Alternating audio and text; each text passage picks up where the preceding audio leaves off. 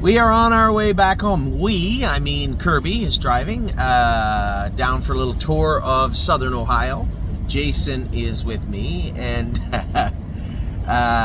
not the day we wanted, but not a complete waste of time either. A pretty good day today. I guess we could start with Swinging Senorita, I guess. We had 5 horses racing today. I was hopeful of Swinging Senorita. She's really handy. I figured the race might go very similar to that, and I thought maybe Chris Lems would keep coming, but being an unknown on the track and being somebody that drives hard sometimes affords you a little respect once in a while, and I would have been happy to follow Chris, but at the same time, same as last week, I wasn't going to give it away. I knew where all the players were. In fact, I would have bet good money if Chris Lems makes front, out comes Chris Page and probably would have quarter poled to the front. That puts us in a very tricky situation. So I was happy it played out the way it was. 28-3 to the quarter. I thought I had her backed up really good coming to the half. I didn't want to double her up and bring horses up into the race. It probably shouldn't have been, but at the same time, I wanted to make sure she got a real good breather. We get to half 58-2, and down the backstretch, she felt like she was trotting really good. I knew where everybody was. Chris Lems was first over. I had Chris Page pinned in, and I was waiting for what I knew was about to happen. I didn't know where she was, Rose Run Yolanda, but I knew she'd be coming. I looked over my shoulder halfway around the last turn. I saw her coming out of the clouds. Now, at that point, I'm thinking, I can't let Chris Page out.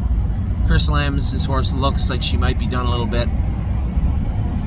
It feels like Yolanda's about to inhale everybody.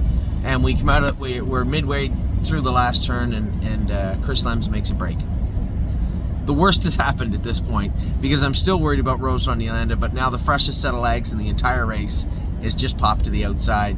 And take nothing away from Swinging Senorita. She got beat by 2 fillies, quite frankly, that are probably better than her.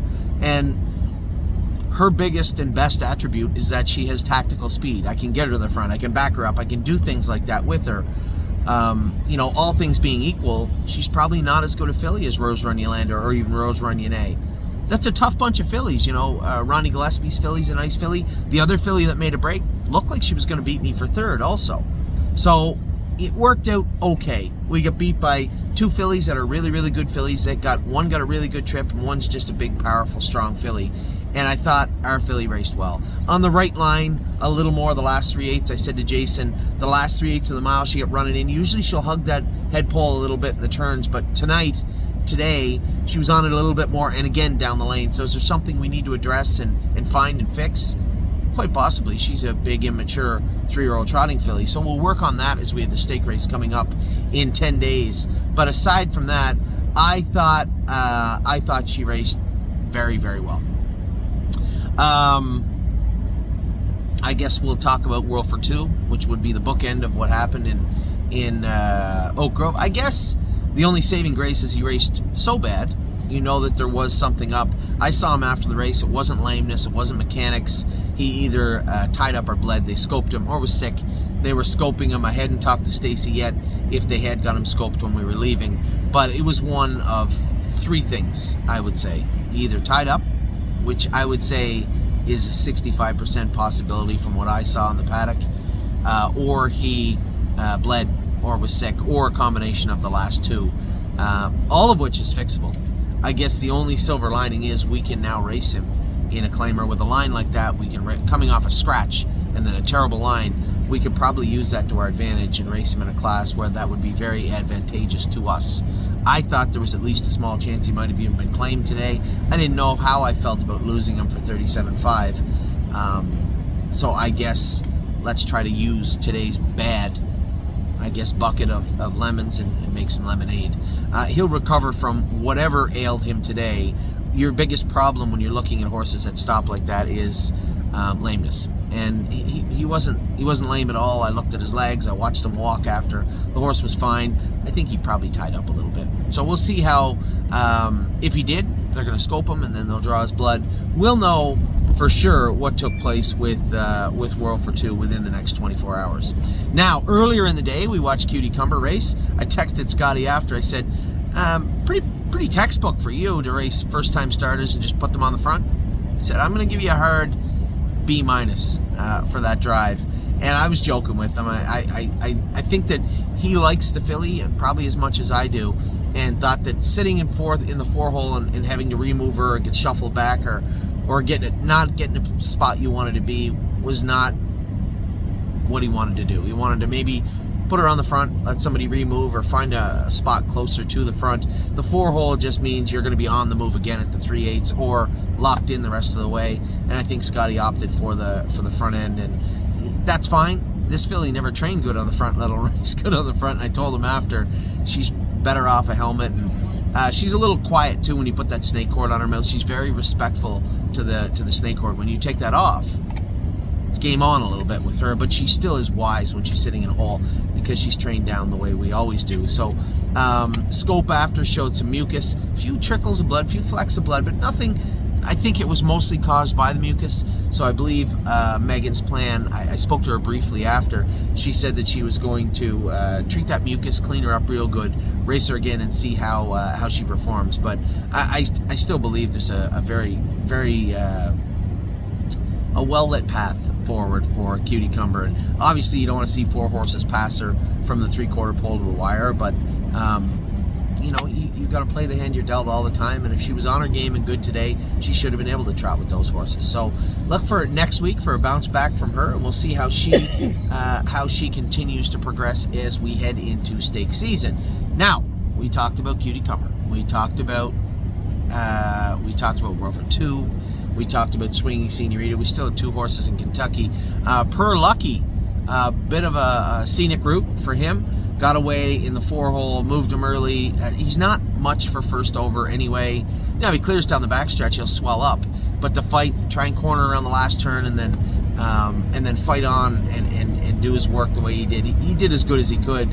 And little defensive driving coming out of the last turn from Kyle. It looks like Per Lucky bore out just a little bit, and Johnny had to check his horse, and he ended up making a break coming back trotting. I see the official charted line. He was 5th place 6th. We were 5th place 6th. He was 6th place 5th.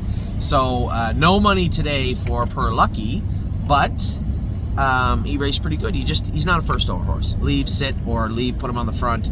When Chris drove him and he cleared down the backstretch, he was awesome. But that's not really the preferred way to race Per Lucky. He's a good horse. You just have to drive him in a conservative manner. And, you know, Kyle didn't know him today and doesn't know the horse. First time on a new track. But moving forward, we'll I think, just race him a little more accordingly. I'm trying to figure out where I'm going to be. I think, Jason, you told me Sunday, Tuesday down here, right? Correct. So Sunday, I'm down here next week. I'm going to drive down to Oak Grove and race in Kentucky, race our own horses in Kentucky next Monday, come back up here for Tuesday for the stake races. How far is it? About 4 hours, is it? I don't know. I think it's about 4 hours. It's about 2 hours past Red Mile, so maybe a little less. Maybe, yeah.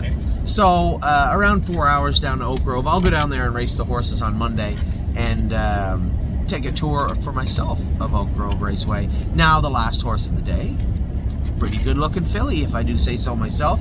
Mare, 4-year-old mare. Era of Love looked good. We stripped everything off her. Eric just sent me a message and said she did touch a knee. She did touch a knee. So she didn't touch it in 2.9, but I guess she 55. Yeah, she didn't touch it in 2.9 training the other day, Jason said, but she touched it in 55 at Oak Grove. But man, Patricia had sent me a message after and said it's eerie how much she looks like Haunted House. She does look like Haunted House. No relation in any way, shape, or form other than color, but she does actually look like Haunted House. And the thing I liked about her, it said to Jason, this affiliate was off 2 weeks, that mile and 2.9. So let me unpack everything for you. I thought that she had raced the week before. That was my fault. I was rushing around. We had a lot of things on the go, a lot of horses we were looking at. In my mind, she raced the week before we bought her. That wasn't actually true. She raced 2 weeks before we bought her. In fact, what's today? The 23rd? 24th? Yeah, she raced on the 4th. So she hasn't raced. Today will be a day short of 3 weeks. Now, when you put a horse up for sale and you're at Delaware, the gentleman that was training the horse said he was turning her out, but that would have been in a round pen or there's no fields at Delaware. So unless he shipped her off the track and brought her back for us to pick up, which is unlikely, the most exercise she would have got in the better part of 10 days would have been walking around in a round pen. Now, had I thought it through a little bit more, we probably would have waited a week to enter her.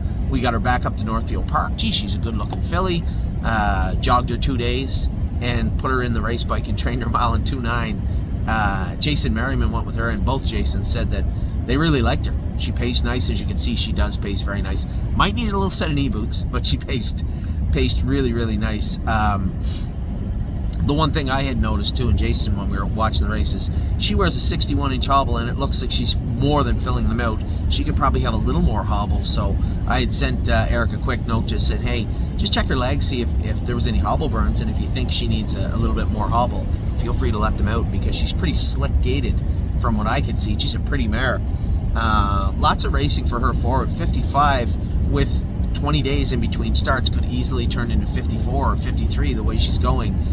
Certainly hasn't shown that take the bull by the horns, make front, fight everybody off and drive away in 55 type attitude. And I was impressed with her today. She looked very, very good. So aside from World for Two, we would have got a check in all the races had we not been set back with Per Lucky. But a very good day for Era of Love. Welcome to the stable.ca. A pretty good day for Swinging Senorita. No long lips here. She got beat fair and square by two pretty good horses, and I have no regrets as far as where we raced her. I know there'll be people, and you could sit at home and say, geez, you could have raced her from off the pace. Well, look at the way the race went. Chris's horse was the best. If I duck and Chris Lems keeps going, they jostle and he sits in. Chris isn't gonna take Chris. Then you have Rose Run Yolanda. The entire landscape of the race changes immensely, and who knows what we get. I think we got all we were going to get today. Had a little luck to do it. She raced good. We're going to have to deal with them all summer. Probably not all in the same division. So hopefully throughout the summer we catch one or two of them, but not all 4 or 5 of them. And I think we'll have a good year. So they're not the only good fillies too. Donnie's filly, what's her? Donnie Global Girl wasn't here this week, and I'm sure there'll be some more come out of the woodwork. So a very deep group of 3-year-old trotting fillies in Ohio. We're in the mix, and we'll have our chances to win races throughout the summer. But as far as today, I was very, very happy with Swinging Senorita. I was happy with almost everybody. And for horses like World for Two that had a bad day, he'll bounce back. As I said, it wasn't like he just wasn't good. He was horrible, which means there was something up, and we'll be able to fix it. So with that, I'll let you guys go. I hope you had a good day. I was really impressed with Era of Love, and can't wait to see them go again next week. Take care, everybody.